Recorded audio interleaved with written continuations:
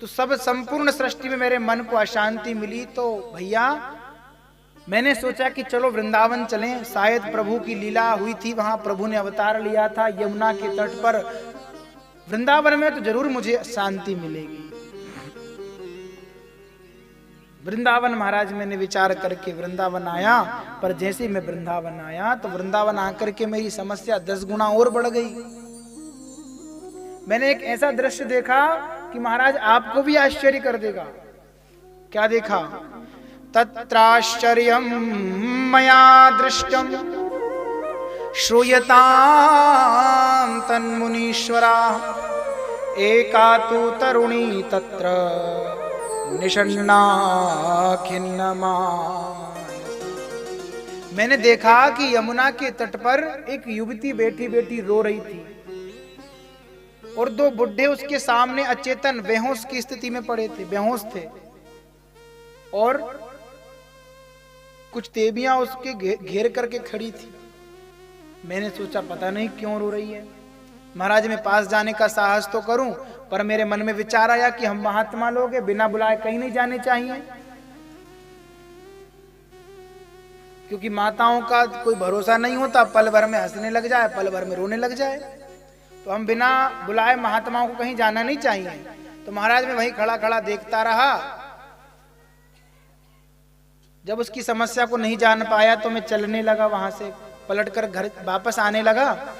तो उस स्त्री ने, युवती ने मुझे आवाज दी और मुझे रोका और मुझसे कहा, भो भो साधु क्षणं तिष्ठ मच्चिन्तामपि नाशय दर्शनं तव लोकस्य सर्वथा घहरं परम।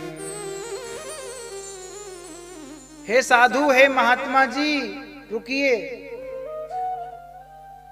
भो भो साधु क्षणम तिष्ठा, एक क्षण के लिए रुक जाइए। मत चिंताम अपि नाशय, मेरी चिंता का नाश करिए, मेरे दुख का विनाश करिए।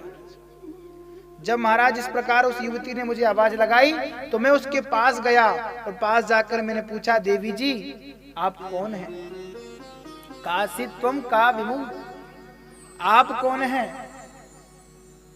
और ये 2 बुढ़े आपके सामने कौन पड़े हैं, आपके क्या लगते हैं? और ये देवियां कौन है जो आपको घेर कर खड़ी हुई हैं? तब उस देवी ने मुझे अपना परिचय दिया और मुझसे कहा, अहम भक्तिरिति ख्याता इमौ में तनयो मतौ ज्ञान वैराग्य नामानौ कालयोगे नजर। महाराज मेरा नाम है भक्ति, और ये जो मेरे सामने बुढ़े पड़े हैं ये दोनों मेरे बेटे हैं, इनका नाम है ज्ञान और वैराग्य। और जितनी भी स्त्रियां खड़ी है मुझे घेर करके, ये गंगा, यमुना, सरस्वती, कावेरी, कृष्णा, पयोष्णी, नर्मदा, ये सब नदियां हैं जो मेरी सेवा में दिन रात लगी है। अब तो नारद जी ने सुनकर के माथा और खराब हो गया कि भैया मैं आपको बताऊं, जब उस स्त्री ने मुझे अपना परिचय दिया तो मैं तो बड़ा आश्चर्य में पड़ गया, क्योंकि जो बुढ़े उसके बेटे थे, मैंने देखा कि बुढ़े की 80 साल के बेटे और 20 वर्ष की माता जी।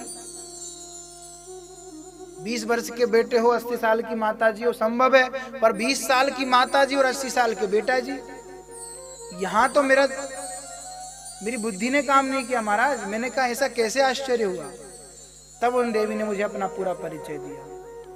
उन्होंने कहा, महाराज मैं कर्नाटक में, मेरा द्रविड़ देश में जन्म हुआ, कर्नाटक में बड़ी हुई, कुछ राष्ट्रों में, प्रदेशों में मेरा बड़ा भारी सम्मान हुआ, परंतु कई प्रदेशों में पाखंडियों की वजह से मुझे खंडित होकर के भागना पड़ा।